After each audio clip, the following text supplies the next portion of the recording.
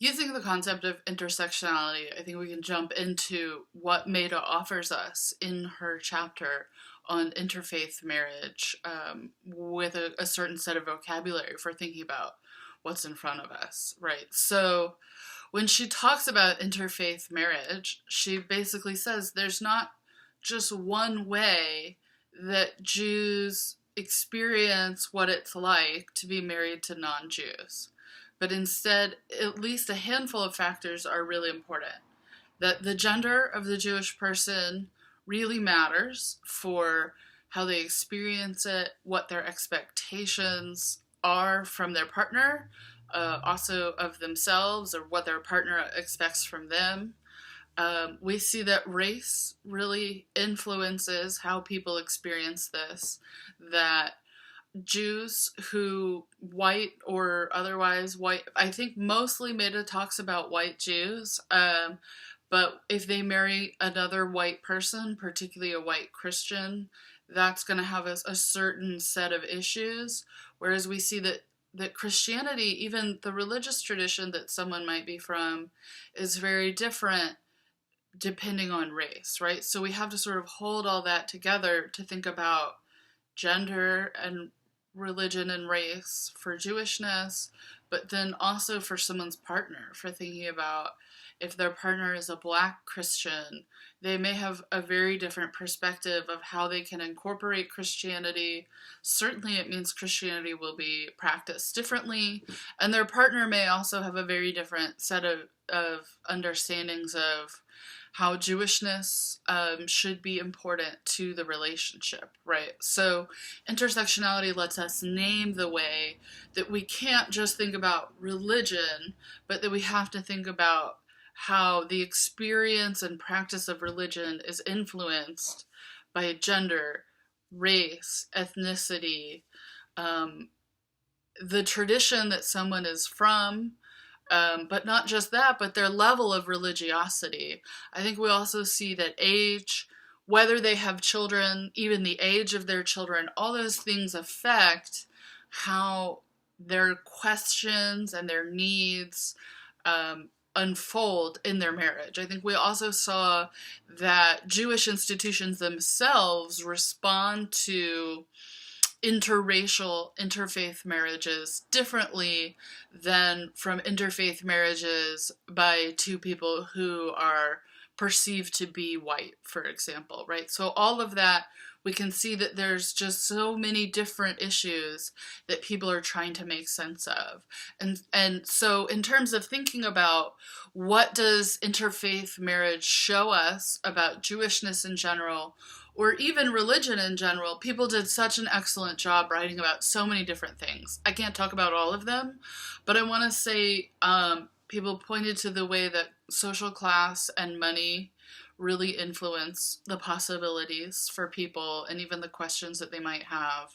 The way that a person's social class is important for their experience, not just individually, but also in that kind of contact with a partner, and really needing to address questions of what happens when your partner is from a different social class than you are. How is that negotiable?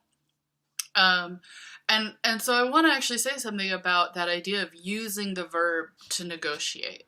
That it shows that someone's religious experience is constantly unfolding, right? They're making choices all the time.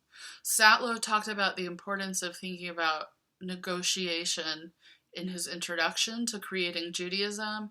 And now I think we're just seeing so many examples of how day-to-day, year-to-year, individuals as well as communities and larger Jewish institutions have to make choices all the time. That's what I mean by negotiation. And two of the big things that people pointed to in thinking about interfaith marriage were compromise and patience. And I think, first of all, it's really, I think, a truism that in any relationship, just dating or a marriage, that people have to be able to compromise and have to be patient, or ideally they would be. Doesn't always happen.